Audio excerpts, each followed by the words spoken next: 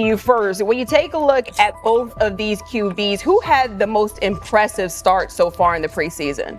Well, to me, it was Shedeur. I didn't see any interceptions when he was out there. Didn't see anything like that. I mean, don't get me wrong. I don't think Dillon Gabriel did a bad job. I was impressed with the brother, but I'm going to go with Shedeur. You know, the pressure was on him. The spotlight was on him. Stephen A. Smith didn't just call out Dillon Gabriel. He held him accountable and made him rethink his comments. The moment Dillon Gabriel spoke and went after Shedeur Sanders, it wasn't a minor slip. He crossed the line and stepped directly into Stephen A. Smith's wheelhouse. And Smith answered with a clear, direct response that left no room for misinterpretation. The comparisons were emanating from the media more so than anybody else. And that's what I think, that's exactly who I think he was directing his comments towards. Having said that, Dillon Gabriel, respectfully, it was stupid. A very dumb comment to make. First of all, let me tell you something right now.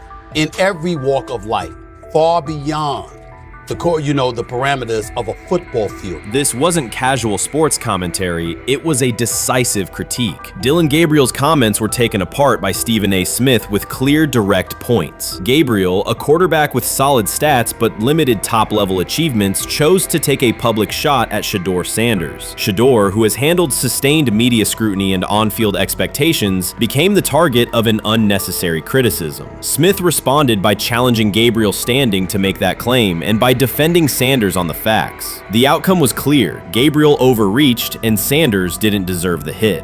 Dan Orlovsky would sit up here in comparison to Shedeur Sanders, who did no such thing, and say, hey, thought he looked better.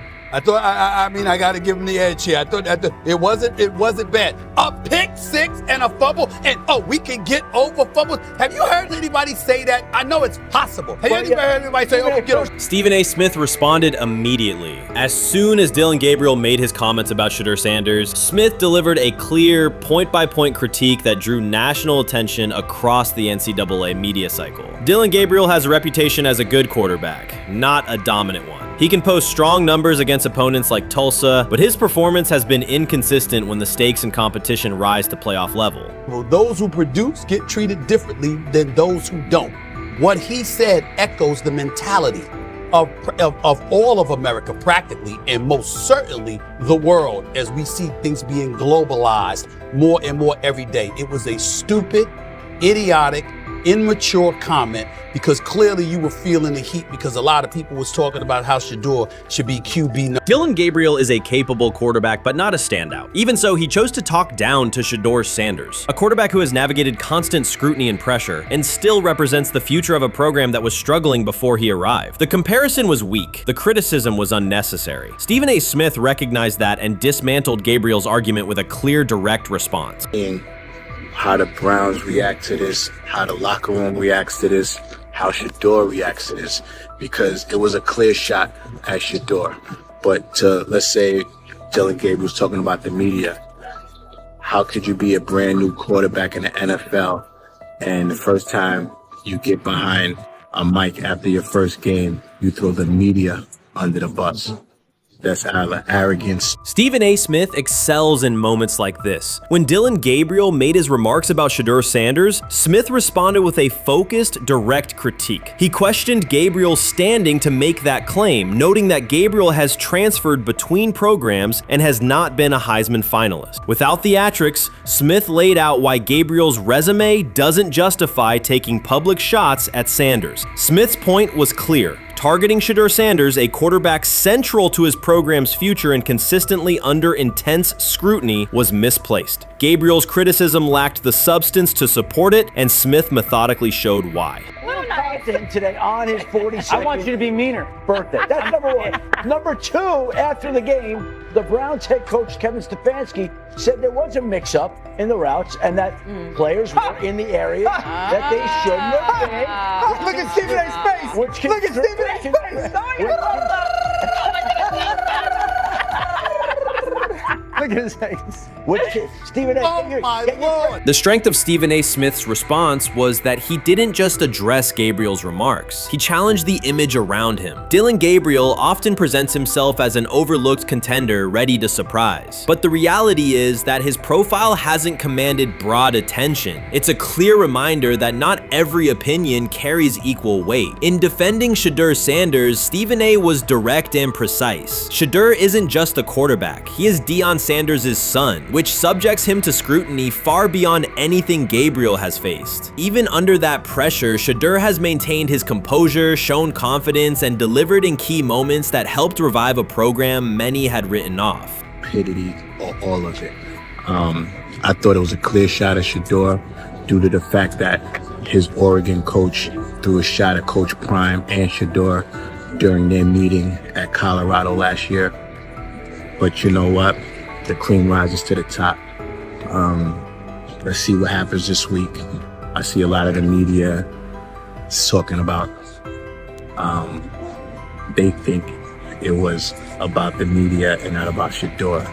And I think that's a chess move. For Dillon Gabriel to take shots at Shedeur Sanders was a miscalculation. Stephen A. Smith made the mismatch clear. Gabriel's attempt to shame Sanders was unnecessary and counterproductive. You don't target Deion Sanders' son when Deion has turned Colorado into primetime television. It underscored that Dillon Gabriel has often played with a chip on his shoulder because the spotlight hasn't followed him. He has been around long enough to compile numbers but not to earn broad respect. That's why going after Shedeur was misguided. Sanders, despite ups and downs, drives headlines. Gabriel's most notable headlines have been his transfers. Stephen A. Smith pressed that point without hesitation, challenging Gabriel's standing and leaving his argument looking like a forced throw that turns into a pick six.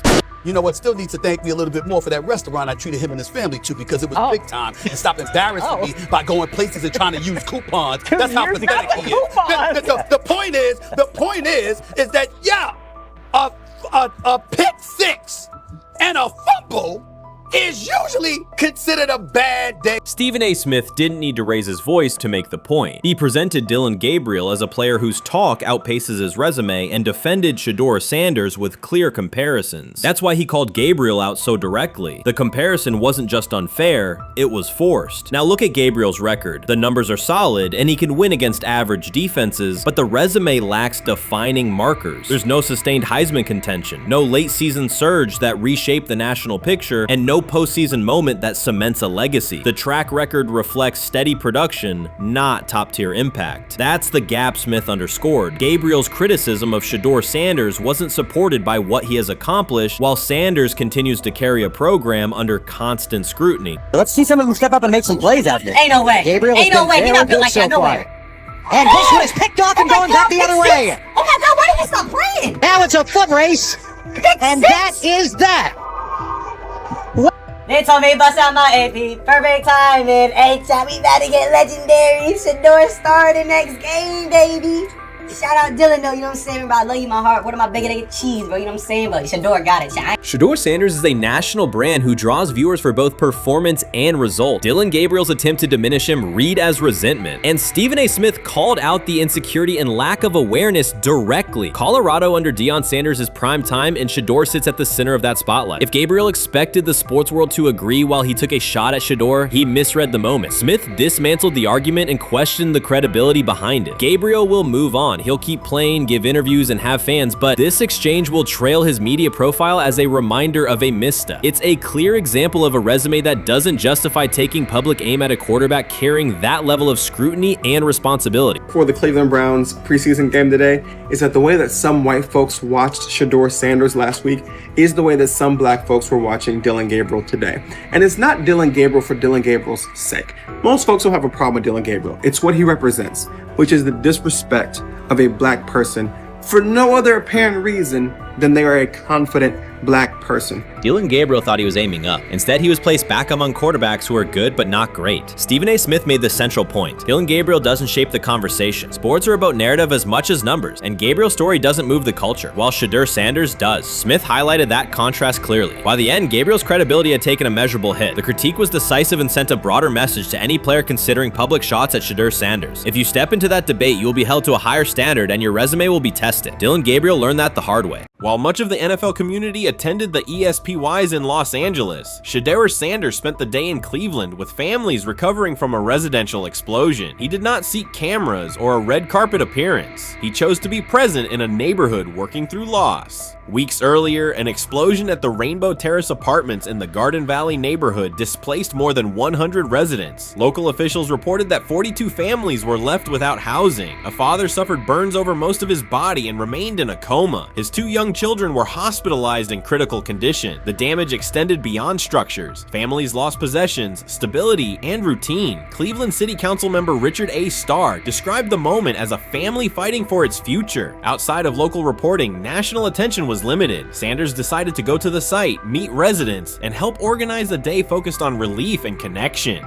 The decision drew questions almost immediately. Some asked why he was not at the ESPYs, others questioned his motives. Sanders did not respond with counter-arguments. He explained simply that he felt an obligation to be present and that he would act on that conviction. This was not a team-scheduled appearance. He promoted the gathering himself, arrived without ceremony, and spent the day with residents. His approach emphasized listening, participation, and time. The event, which he called the Garden Valley Fun Fest, brought a large turnout over several hours. The purpose was straightforward: create space for families to reconnect and for children to play, even as recovery work continued. Sanders threw passes with kids on the blacktop, joined in games, and spoke with parents and grandparents about what they were facing next. He moved through the apartment complex and common areas with minimal staff support. Browns defensive lineman Michael Hall Jr. attended and interacted with residents as well. There were no speeches or staged moments. The focus remained on residents and their needs. Questions about visibility persisted as photos and short clips circulated online. Some criticism framed the visit as a substitute for a higher profile appearance in Los Angeles. Sanders kept to the same message. The priority was to support a neighborhood coping with displacement and uncertainty. He did not present the choice as a protest of any event. He presented it as the correct use of his day. When local media asked about his intent, Sanders said his goal was to provide families with a day of enjoyment and a reminder of community. He added that financial support can help, but that showing up in person also matters. Standing with people, listening to them directly, and offering time. The statement matched the structure of the day. He stayed on site, remained accessible, and left the focus on residents rather than on himself. The timeline mattered to him as training camp approached. Sanders did not connect the visit to his role on the depth chart or his draft position. He kept references to football confined to preparation, learning the playbook, protections, cadence, and timing, seeking guidance from veterans, including Joe Flacco, and staying ready for opportunities when they come. He has repeated that he has time to grow and intends to use it to learn the system and earn trust. The visit did not alter those priorities. He returned to his regular schedule the next day. Since arriving in Cleveland, Sanders has treated community work as part of his responsibilities. Before his jersey went on sale, he visited schools, including John Marshall High School, speaking with students about goals, accountability, and effort. He set public objectives confidently, such as long-term aspirations for the franchise, but paired them with routine work in the building, meetings in stall, film, and on-field reps. The day at Rainbow Terrace fit that pattern. Identify a need, show up, contribute, and avoid unnecessary attention. For residents, the FunFest provided a brief reprieve from ongoing challenges: housing transitions, school logistics, medical appointments, and the paperwork that follows an emergency. For teammates and staff who observed, it was an example of a rookie investing time locally without seeking a headline. For Sanders, it reinforced how he plans to operate in Cleveland: be consistent, be present, and let actions speak. The setting at Rainbow Terrace underscored the scale of recovery ahead.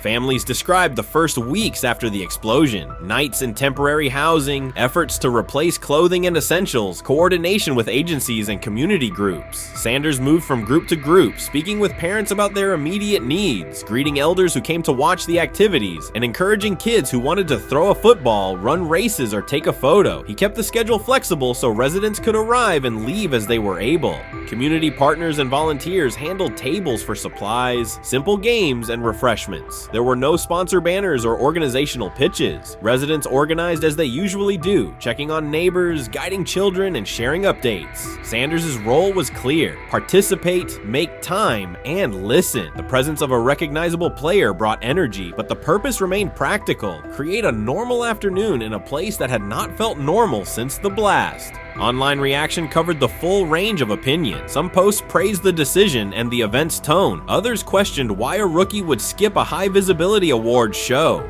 Sanders did not try to manage that conversation. He maintained the same explanation. He chose to spend the day where he believed he could be useful, and then he returned to his football schedule. The approach was consistent with how he addresses other topics, answer directly, and move on to the next task. The same measured approach appears in his preparation for camp. Sanders has not asked for public guarantees about reps. He has focused on install recall, cadence, and protection IDs, route timing, and situational work. He has sought input from veterans, thanked teammates who have provided guidance, and spent time with receivers and linemen to align on communication.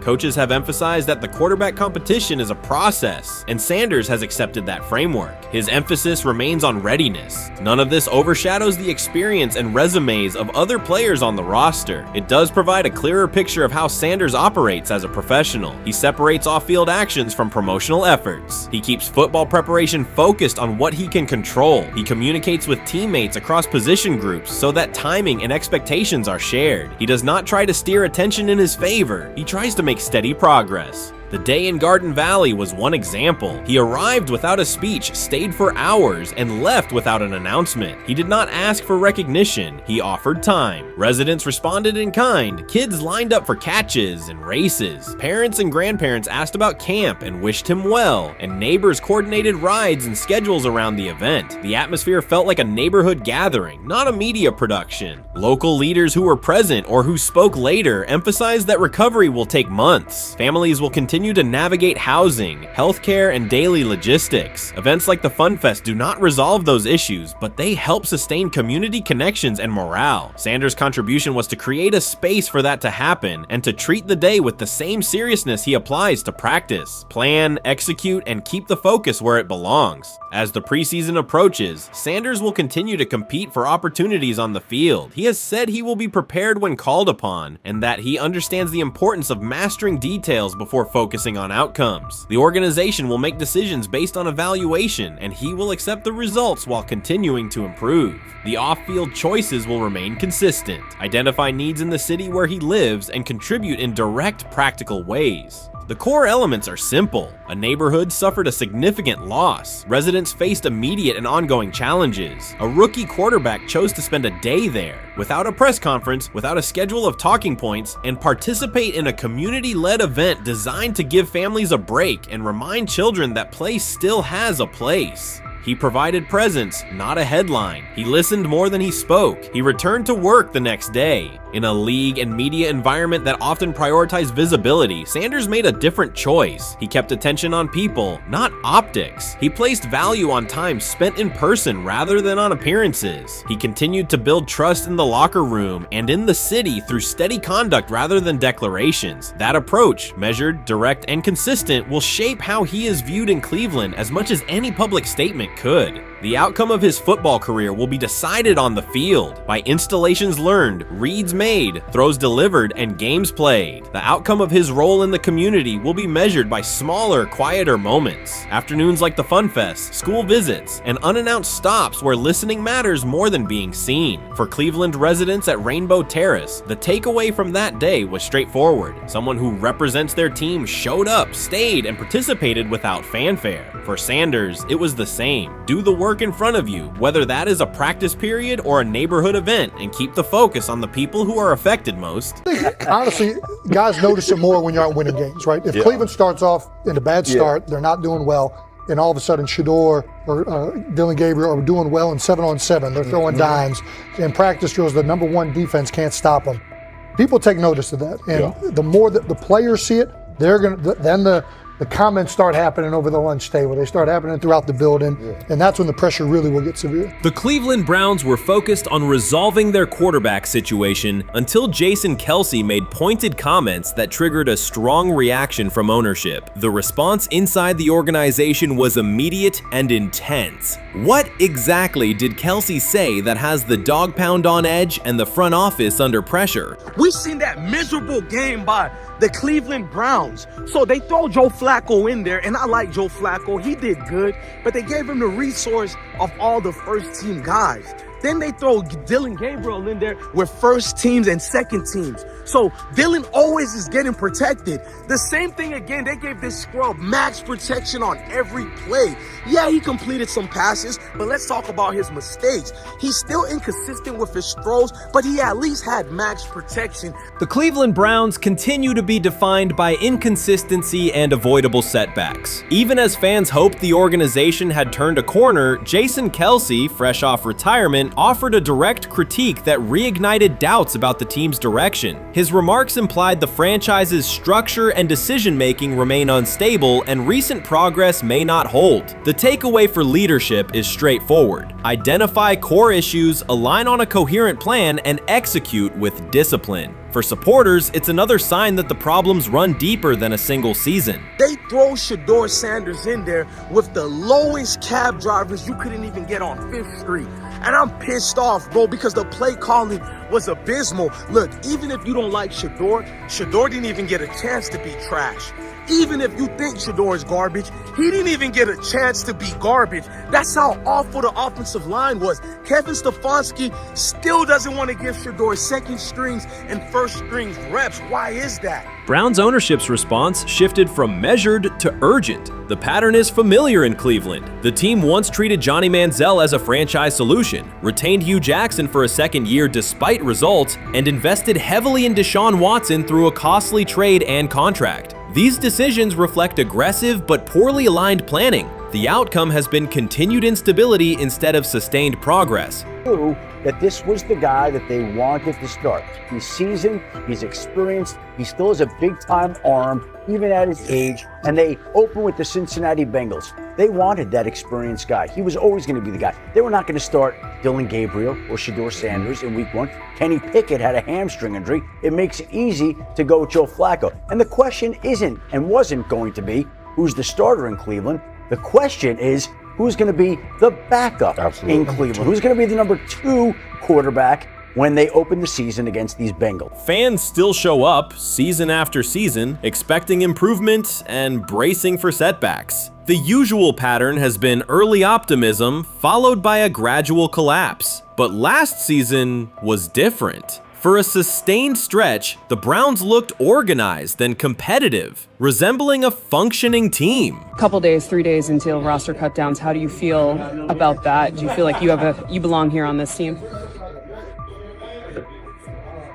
Obviously, I think overall as a player, I feel like I put in the work. I feel like everything I do, I try to do it to my best, and that's all I ask for. So I feel like everybody feels like, they should be on the team, and if you ask anybody on the team, would they feel like they belong, in their own eyes. So I feel like I do, but I'm my own player, I think about myself in a high regard. The front office entered the offseason confident. Kevin Stefanski was being praised and the Dog Pound believed the team had made real progress. Then Jason Kelce delivered a pointed assessment that cut through the optimism. Fresh into retirement, the former Eagles All-Pro and Super Bowl champion said Cleveland still looks like a team patching over issues rather than building a durable contender. Kelce's view was direct. The Browns' structure is fragile, and the roster is too dependent on perfect health at quarterback. He argued the team is one injury away from losing continuity and sliding backward. Because Kelce has operated inside a stable, championship-level organization, his comments carried weight with players, media, and fans. The reaction was immediate. People took his critique seriously, not as outside noise, but as an informed evaluation of how a successful team should be built. Ownership also felt the impact. Jimmy Haslam's response shifted to urgency, a sign that leadership recognizes the stakes.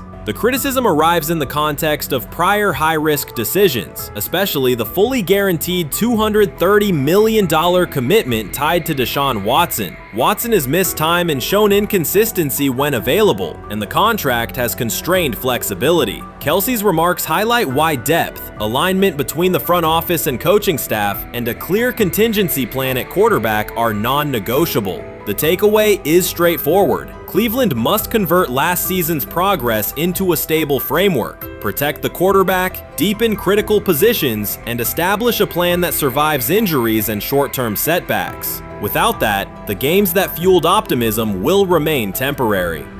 If you're a betting man, who do you think starts for the Browns at quarterback? Okay, this is the situation. Kenny Pickett, they actually traded for him. Joe Flacco, no one's bringing Joe Flacco in the building thinking Joe Flacco's going to be the starter. If Joe Flacco is your starter, you got a problem. You have a huge problem. And if they were saying Shedeur was the starter as the 5th rounder, you got a real problem too, because he passed over all these guys in these reps in the offseason in shorts, in bikini shorts, Speedos and stuff.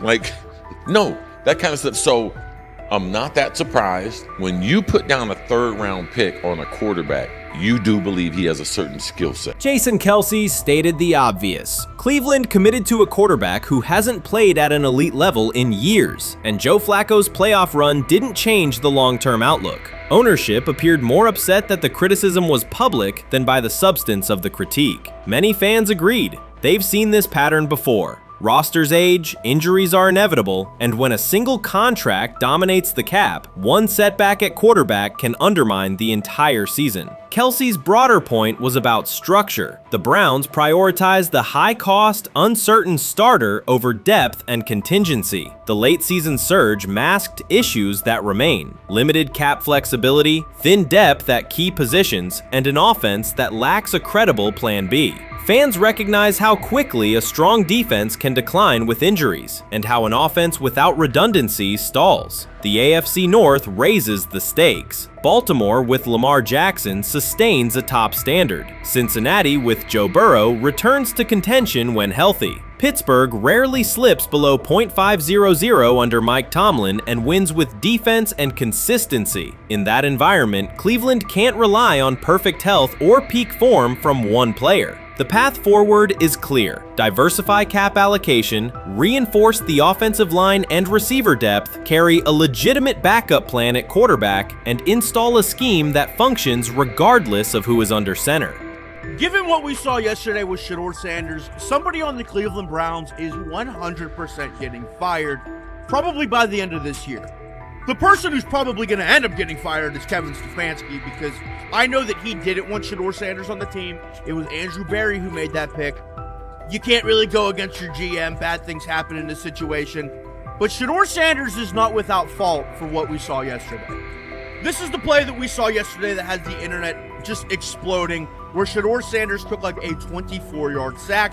Half of the internet is saying that this is all Kevin Stefanski's fault. Cleveland showed progress last season, but the underlying concerns remain. Jason Kelce highlighted them directly. The Browns' long-term plan is fragile, cap-constrained, and overly dependent on perfect health at quarterback. His comments focused attention on structural issues, roster depth, continuity in coaching, and a sustainable offensive approach, rather than a single hot streak. That criticism resonated because it reflected what many around the league already see. Ownership's reaction underscored the sensitivity. Jimmy Haslam has presided over frequent coaching and quarterback changes, and external scrutiny carries weight when it comes from a respected veteran with championship experience. Kelce's remarks reinforce that last year's Joe Flacco stretch was a short-term solution, not a foundation. The team still needs a durable plan that can withstand injuries and inconsistency. The practical takeaway is clear: stabilize the system, diversify cap usage, and build depth at key positions so the offense functions regardless of who is under center. That includes a coherent development pathway for younger talent such as Shedeur Sanders, with defined practice reps, protection, and scheme alignment. Kelce didn't say anything outrageous. He articulated the gap between a brief surge and a credible long-term contender. I have the faith of a mustard seed. Right, because this is the greatest resurrection since Jesus the Christ. Right, like at some point, Joe Flacco was thinking about getting into TV. Yeah. Right, Joe Flacco didn't have a job, and then now you not only come back and start for the Cleveland Browns late in the 2023 season, but they came back around to you. You're now the day one starter for a franchise that just 2 years ago was in the playoffs. The Browns' quarterback situation remains unsettled. Deshaun Watson was expected to be the long-term answer, but injuries and inconsistent play have prevented him from reaching an elite level. When the team turned to Joe Flacco after Watson's season deteriorated, Flacco immediately lifted the offense and produced results that highlighted the gap between expectations and reality. That a 39-year-old late addition could outperform a 230 $30 million starter was not just a short-term surprise, it raised fundamental questions about roster construction and evaluation. Quarterback depth has been fragile, and the late-season surge masked broader structural problems. Jason Kelce's remarks made that clear. Cleveland is vulnerable if the starter is unavailable, cap flexibility is limited, and the offensive plan lacks a stable contingency. His critique drew attention to leadership and planning as much as on-field performance. Jimmy Haslam's strong reaction reflects the pressure on ownership. The organization has promoted a message of stability and progress, but Kelce's assessment suggested those gains are not yet durable. The path forward requires a realistic approach to the cap, a credible backup plan at quarterback, and a system that holds up regardless of personnel. Sometime last week, and then, and I just tweeted that out again this morning, and then today, the Joe Flacco one got posted. So running through this, and then of course we'll still have Dylan will be next, and then Shedeur will come last. As training camp nears, Mary Kay Cabot is providing straightforward analysis of the Cleveland Browns quarterback competition. The starter has not been named, but she has moved away from her earlier skepticism of Shedeur Sanders and now acknowledges his talent and potential. Cabot explained that if Joe Flacco is chosen to start week 1, it will mean he is the most prepared to play immediately. This approach would also give younger quarterbacks such as Kenny Pickett time to adjust, refine their skills, and maximize their potential while Flacco handles the early workload. She added that a Flacco start would not prevent Sanders from earning the position later in the season. The depth chart remains flexible, and Sanders' continued development could put him in line for an opportunity as circumstances evolve. Cabot also noted that Pickett could win the job for week 1, but he must demonstrate he can integrate smoothly with the offense and perform reliably under pressure. The Browns want a leader who can control the huddle, execute plays efficiently, and maintain composure. Pickett's performances in upcoming practices and preseason games will be critical in determining whether he secures the starting role or Sanders ultimately takes the reins as the season progresses. Things like that. It doesn't mean that that Kenny can't swoop in there and steal that job by them, but he's really going to have to show that he has a complete mastery of this scheme and this system, and that they don't have to dial it back a lot to put him in there. So these will be some considerations, and I do think that that as the preseason goes along, it will become evident.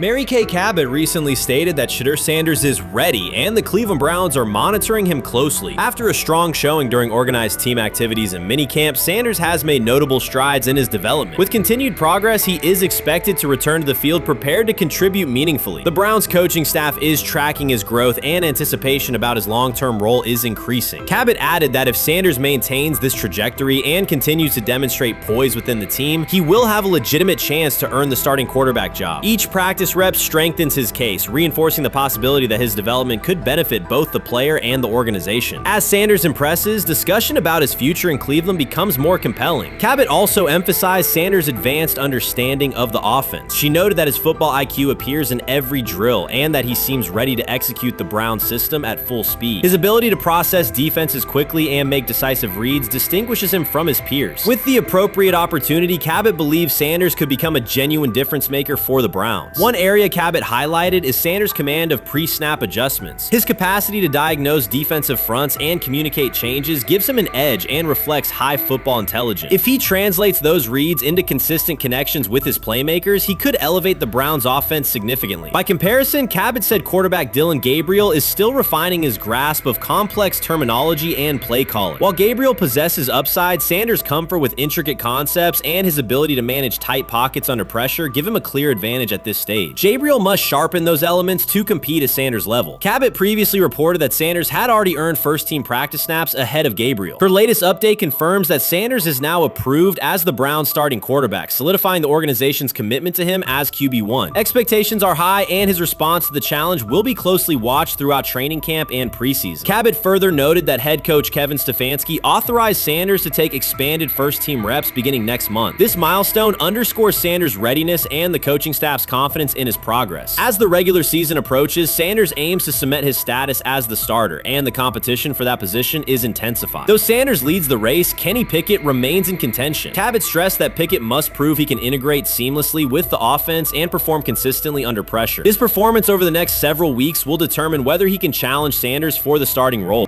With both quarterbacks vying for the top spot, the Browns' Week 1 starter will be one of the most scrutinized decisions of the upcoming season. For now, Cabot's reporting underscores Sanders' rapid ascent, strong football intellect, and growing command of the offense, qualities that position him well to lead Cleveland's offense when the opportunity arrives. When he led college football in completion percentage and he threw almost 40 touchdowns for over 4,000 yards, how tall was he? Because they make it seem like he shrunk all of a sudden, RC. Oh, how lively was his arm? Because all I know is somebody did that. Somebody threw for over 4,000 yards, somebody threw for almost 40 touchdowns, and somebody led college football in completion percentage. Now, I'm trying to figure out, what I try to figure out all the time, Mel, is how a guy that hadn't played football in almost 5 months. Shannon Sharpe has publicly defended Shedeur Sanders and criticized those questioning him. Sanders has earned higher recognition and some fans are responding negatively. Although there's debate about whether he belongs on a second team list, Sharpe maintains that Sanders' career is clearly ascending. Reactions on social media are mixed. Some users are angry, others are surprised, and a few say they anticipated this result. The conversation remains active. When reports confirmed that Shedeur Sanders had been elevated from second team to near top tier status, Shannon Sharpe issued an emphatic response. He delivered a detailed rebuttal to critics, underscoring why Sanders deserved the promotion and directly challenging those who doubted the decision. I don't think that he was underprepared during these meetings. I don't believe any of these stories that he showed up arrogant and that he was bombing his interviews. I mean, you watch the film, he's on time, he's on point.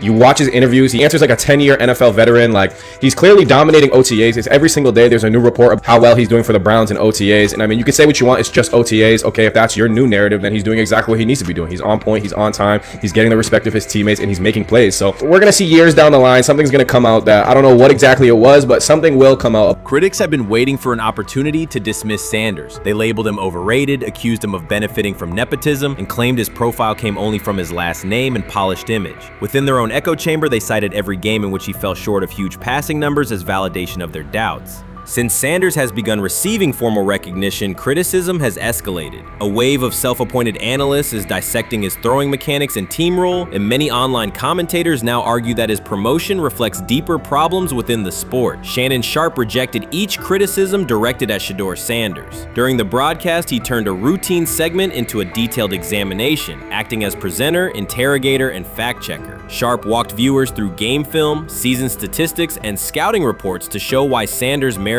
his recent promotion. Whenever a panelist claimed Sanders had not earned the role, Sharpe countered with completion percentages, efficiency ratings under pressure, and documented late-game drives that changed outcomes. He stressed that the backlash was driven less by on-field evidence and more by reluctance to revise earlier opinions. Sharpe argued that critics were upset not because Sanders lacked qualifications, but because his progress contradicted their initial narrative. By the end of the discussion, Sharpe had moved past simple defense and reframed Sanders as a clear example of performance-based advancement, demonstrating that early predictions can be wrong. Never heard of no Dylan Gabriel or Tyler Shock. What the hell is that? So how is Shedeur Sanders going behind them? I'll tell you how. Collusion. 4 different times they passed on him. How the hell does that happen? 4 rounds. It doesn't happen to a quarterback. We've never seen anything like this before.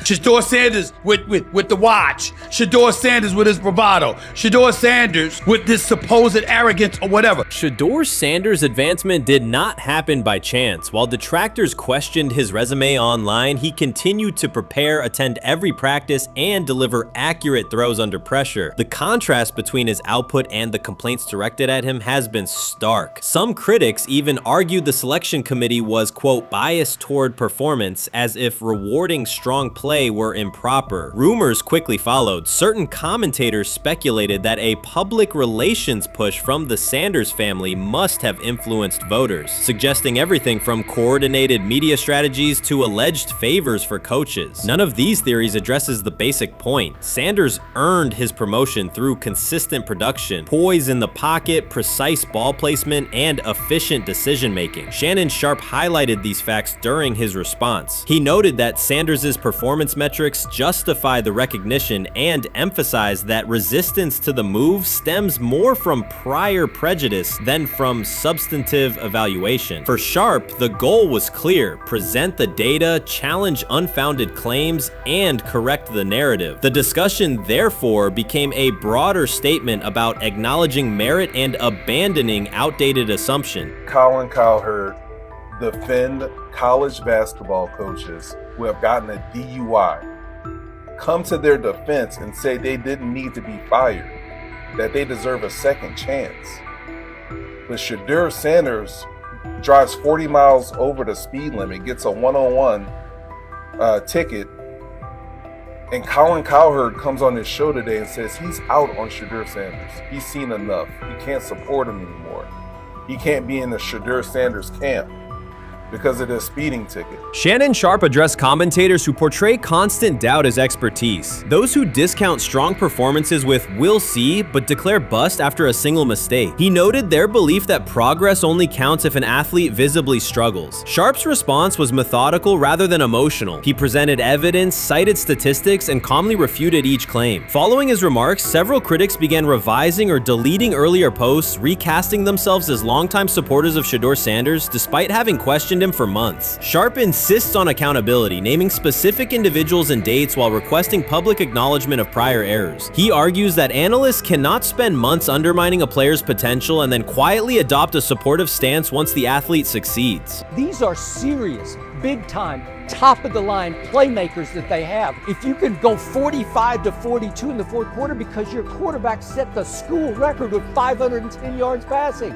He was flawless. Shedeur is big time. I didn't know for sure, will it translate to the next level of competition? Yes, it might translate to the next level of competition as he can play. Critics who once claimed Shedeur Sanders was unprepared now hesitate to acknowledge their mistake. They resist retracting earlier comments and struggle to accept that an athlete can succeed without their approval. Sanders continues to share practice clips and game highlights without engaging the debate, while Shannon Sharpe documents every dismissive remark, ready to revisit them on national television. The disapproval did not slow Sanders. It underscored his progress and exposed the gap between perception and performance. As a result, the conversation has shifted. Analysts who doubted him now describe him as undervalued and publish detailed evaluations of his mechanics and game management, suggesting long-standing familiarity with his career. In a matter of weeks, critics have recast themselves as advocates, demonstrating how quickly opinion can change when consistent results leave little room for doubt. Shannon Sharpe signaled that his commentary is not over. He considers Sanders' advancement a positive outcome for every athlete who has been overlooked or criticized for having confidence. Sharpe stressed that analysts do not have the authority to determine who deserves recognition based on personal preference. The reaction to Sanders' promotion, he argued, revealed how quickly opinions can shift once results are undeniable. Sharpe pointed out that many vocal critics became quiet when confronted with objective performance data. This exchange, Sharpe insisted, reached beyond defending a single quarterback. It challenged the practice of dismissing achievements that do not fit familiar narratives. He reminded viewers that success does not require external approval and that consistent talent will surface despite online commentary intended to minimize it. While critics reconsider their positions, Sharpe remains steady, assigning credit to the athlete and allowing the scoreboard to confirm the argument. In his view, the statistics speak clearly enough. Sharpe also emphasized that the intensity of the backlash must be placed in context. College football is a volatile environment where unexpected outcomes are common. Therefore, declaring failure based on incomplete evidence only weakens the credibility of sports analysis. The discussion underscored the need for measured evaluation rather than reactive judgment. Dak Jackson and him and everybody else that we talked to have said that Shedeur looks good. He looks really good. He looks better. And we got Zach that say Dylan Gabriel ain't even an NFL quarterback. It's true. So how is it that this man can't get a rep with the ones, but that non-NFL quarterback can? We all what agree with sense that. does that make? Some observers now claim that recognizing Shedeur Sanders' strong performance undermines football's traditional standards, even though they previously argued he received coverage only because of his father. Faced with Sanders' current statistics, those critics are searching for explanations that fit their earlier narrative. The data have always been clear. Their earlier objections ignored that fact. Shannon Sharpe is openly highlighting this reversal, comparing past negative remarks with Sanders' recent 400-yard games to demonstrate the gap between criticism and evidence. Sharpe did not force these commentators to backtrack. He simply displayed their earlier claims alongside Sanders' results, allowing the contrast to speak for itself. They have never loathed college football itself. They have resisted the people determined to reshape it. When Deion Sanders, black, direct, unapologetic, walks into a room of power brokers and speaks with authority instead of deference, critics recoil. During his playing days, they complained about celebrations and gold chains. Now that he is a head coach, mentor, and father, they label him something more polite, but just as dismissive, a problem. At Big 12 Media Days, Sanders addressed the accelerating chaos of the name, image, likeness market. He said college football needs a salary cap, not to hobble players, but to impose order on a system that showers unproven freshmen with seven-figure promises while the rest of a roster hunts for scraps. He called the situation unsustainable. Within hours, ESPN commentator Paul Feinbaum branded him a hypocrite, arguing that Sanders profited from NIL at Jackson State and now wants rules only because his most marketable athletes have moved on. The accusation spread quickly because it fit a comfortable storyline. Outspoken black coach gains from change, then protests when the advantage disappears. That framing ignores context. Sanders never criticized players earning money. At Jackson State, he urged corporate sponsors to partner with athletes who had been invisible to major brands for decades. What he wants now is stability, standardized guidelines, basic financial literacy, and roster balance that prevents locker rooms from fracturing over uneven payouts. When other coaches, Nick Saban, Dabo Swinney, Lane Kiffin, voiced similar concerns, they were praised for foresight. When Sanders spoke, the tone shifted to suspicion. The difference is not the message, it is the messenger. Feinbaum's response followed a familiar script. When black leaders question the structure of the sport, their motives are interrogated, their credibility attacked, and their competence doubted. He did not level the same charge at Jimbo Fisher when Fisher complained that NIL disturbed recruiting. He stayed silent when Kiffin lamented the transfer portal. But Sanders, who raised enrollment and television ratings at Jackson State, brought unprecedented attention to Colorado in one season and consistently mentors players beyond football, was called opportunistic. Feinbaum dismissed the cultural impact Sanders created, the exposure for historically black colleges, the draft picks developed, the infrastructure improved, reducing his work to a marketing stunt dependent on star sons Shedeur and Shiloh or two-way standout Travis Hunter. Sanders did not retaliate. He returned to practice, media obligations, and recruiting. His confidence is rooted in faith and in the responsibility he feels toward young athletes whose lives will extend decades beyond their highlight clips. When he asks for NIL boundaries, he is thinking about freshmen handed large sums without guidance, families unprepared for sudden wealth, and programs that abandon kids once production stalls. He has watched that cycle from the inside.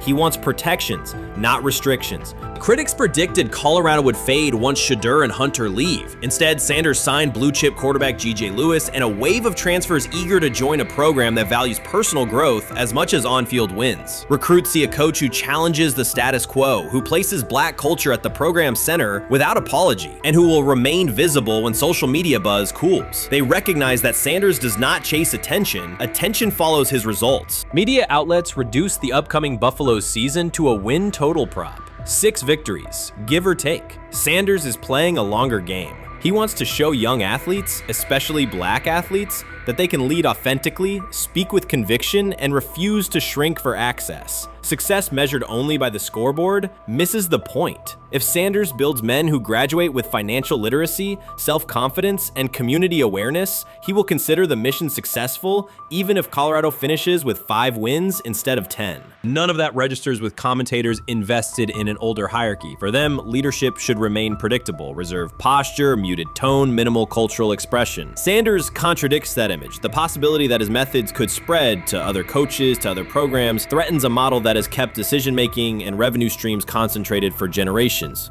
So the debate is not about hypocrisy or payroll ceilings. It is about control of the narrative and who is deemed qualified to write it. Sanders refuses to surrender that authority. He knows order is necessary. He also knows whose voices have been ignored whenever real reform is discussed. By speaking plainly, he forces television panels, athletic directors, and conference commissioners to confront issues they would rather defer: financial education, equitable resource distribution, and consistent national standards. Whether Colorado exceeds betting lines this fall will not change the trajectory Sanders has already set. He made Boulder relevant, energized recruiting beyond traditional power corridors, and broadened college football's cultural reach. That influence will persist long after social media debates cool. If his call for NIL structure eventually becomes policy, as the NCAA and Congress now contemplate, Feinbaum's soundbite will fade, while Sanders' imprint endures. In the end, accusations of hypocrisy say more about the accuser than the coach. Sanders has remained consistent: empower athletes, hold adults accountable, and inject stability before unchecked money corrodes the locker room. The people who stand to lose clout in that environment prefer the chaos they can manipulate. Sanders prefers a system that nurtures the players who make the sport worth watching. His advocacy is rooted in experience, not self-interest, and his critics will have to decide whether to engage with that reality or keep shouting from the sidelines.